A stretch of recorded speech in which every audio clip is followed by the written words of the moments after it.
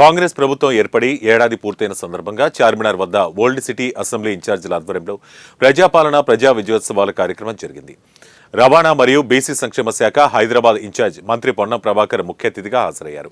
ఈ కార్యక్రమంలో రాజ్యసభ సభ్యులు అనిల్ కుమార్ యాదవ్, ఎమ్మెల్సీ అమీర్ అలీఖాన్, ఎమ్మెల్యే దానం నాగేందర్, గ్రంథాలయ సంస్థ రాష్ట్ర చైర్మన్ రియాజ్, అసెంబ్లీ నియోజకవర్గ ఇన్ఛార్జీలు, ఇతర ముఖ్య నేతలు పాల్గొన్నారు. ఈ సందర్భంగా మంత్రి పొన్నం ప్రభాకర్ మాట్లాడుతూ తెలంగాణలో కాంగ్రెస్ ప్రభుత్వం ఏర్పడి సంవత్సరం అయిందని, తెలంగాణ అభివృద్ధికి సలహాలు సూచనలు ఇస్తే తీసుకుంటామని తెలిపారు.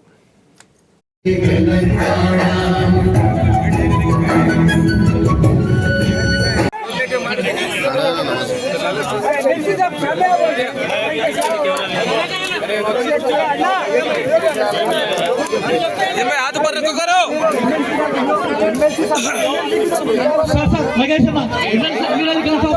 अमीर अली खान साहब नागेंद्र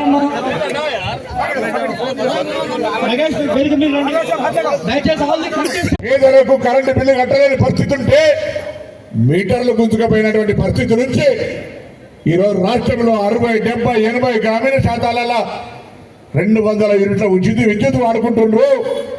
500 గ్యాస్ సిలిండర్ తీసుకుంటున్నారు.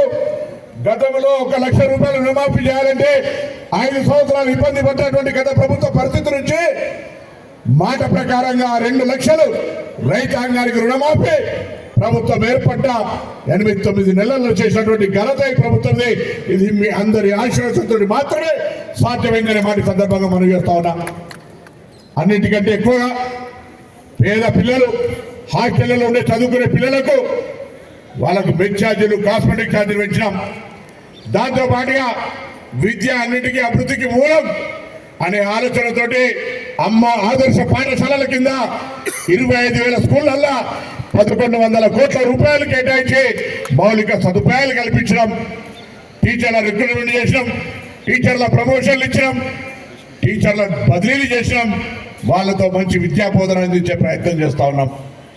దాంతో పాటుగా ఇలా ఈ రాష్ట్రంలో తెలంగాణ పోరాటానికి కారణమైనటువంటి నీళ్లు, నిధులు, నియామకాలు తెలంగాణ ప్రభుత్వం